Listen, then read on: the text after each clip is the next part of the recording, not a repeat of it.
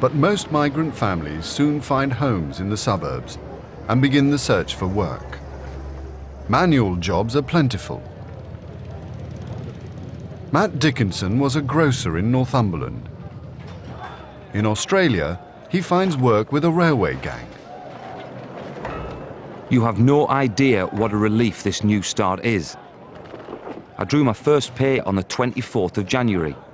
It was £19.06 for the week. My last pay in England was £7.06. 19-year-old Duncan Fisher works in a foundry in Western Australia. There's a certain amount of hostility at work towards POMs.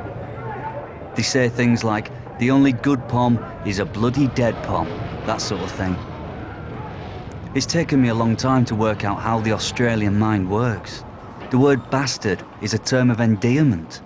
For instance, bloody POM or bloody pommy is an insult, but pommy bastard is okay.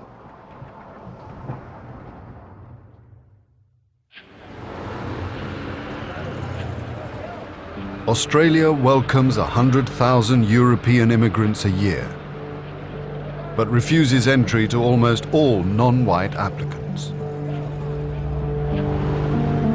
The government imposes a policy known as White Australia, which even discriminates against those of Commonwealth origin. Australian Secretary of Immigration, Peter Hayden.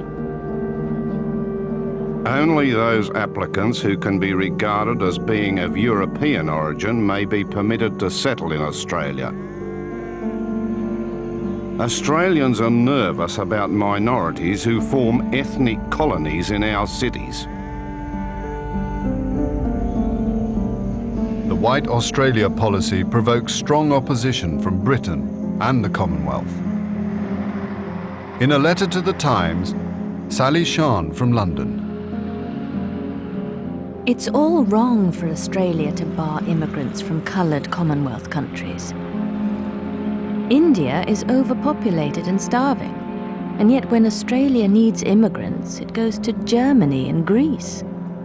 A few years ago, the Germans were hated all over the world. Now they're welcomed in Australia.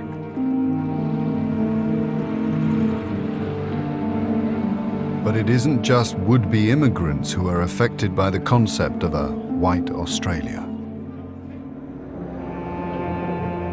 For decades, Australia's indigenous population, the Aborigines, have suffered racial discrimination, the removal of their homelands, and the destruction of their traditional way of life. Auba Neville, Commissioner for Native Affairs, 1937. The problem is one that will eventually solve itself.